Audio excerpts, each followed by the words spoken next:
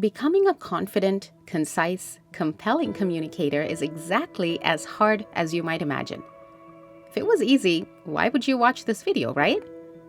Becoming a confident speaker takes work. But here's the thing. It's not just about being confident. It's also about being concise, which makes you more compelling. What does that mean? It's about getting your point across clearly, without rambling or giving so much detail that people tune out. This becomes even more difficult when you consider that the average attention span of a human being has fallen from 12 seconds in the year 2000 to just 8 seconds today. So if 8 seconds is all you got, what can you do to hold their focus on you for as long as possible and mesmerize them with your confidence? Explain. Don't over-explain.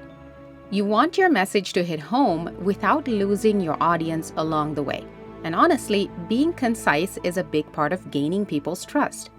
If you're constantly over-explaining or going off on tangents, people might think you don't really know what you're talking about, which makes you seem less reliable. The goal is to master the art of saying enough to explain what you're trying to say without over-explaining. In other words, once you've said enough to explain your point, you have to shut up. At this point, you're probably thinking, well, how do I know when I've said enough to explain my point well? Should I say more to make my point clear? Here's what you need to do.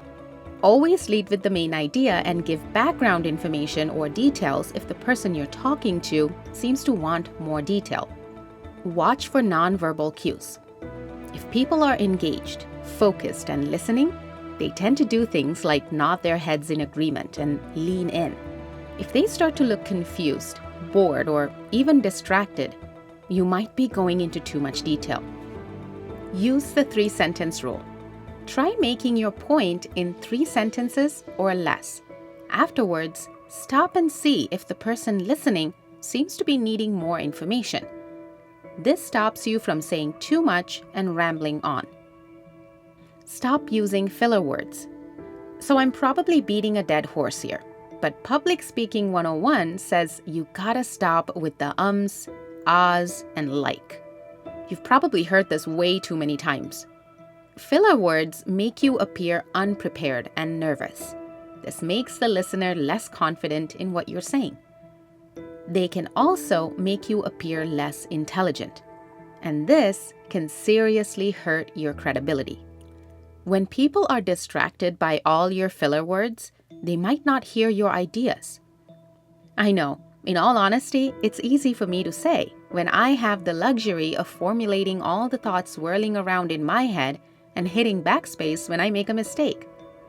The reality is, it's not easy to just stop using filler words because some people see using filler words as being real or authentic.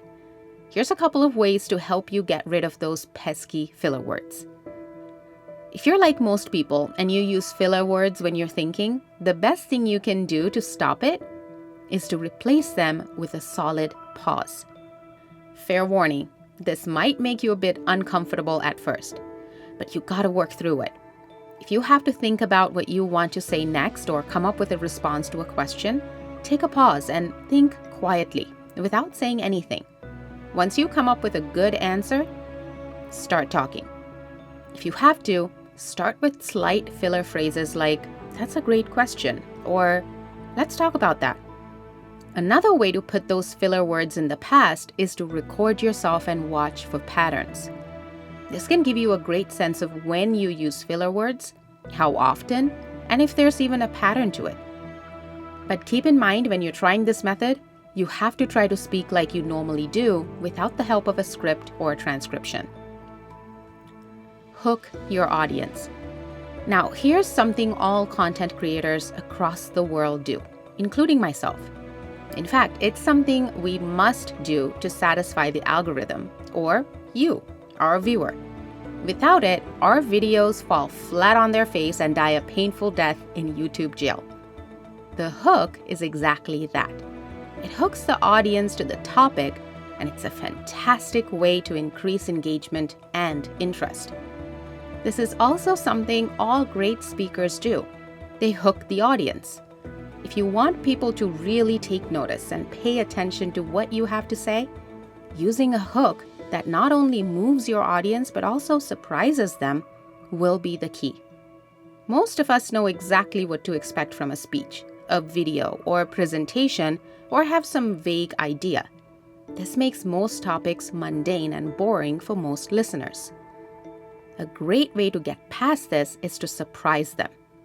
Get them to sit up and really pay attention.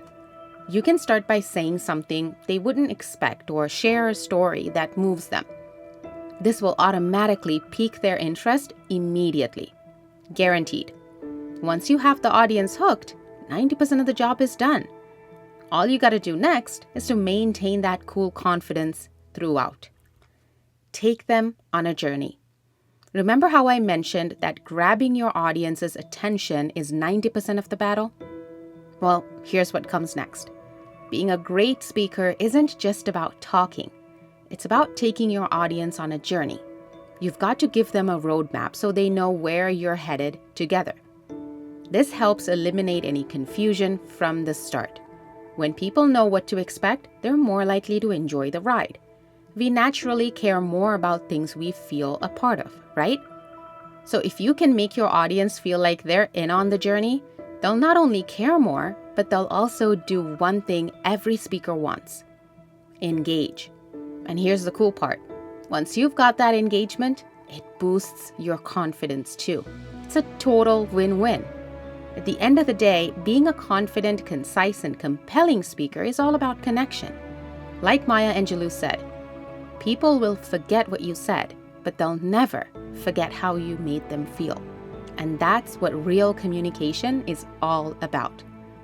If you enjoyed this video, go ahead and hit the like button. It's free, I promise. And if you want more, feel free to subscribe. No pressure, but it would make my day. And also, watch this video, How to Be a Better Communicator, next. I think you'll love it.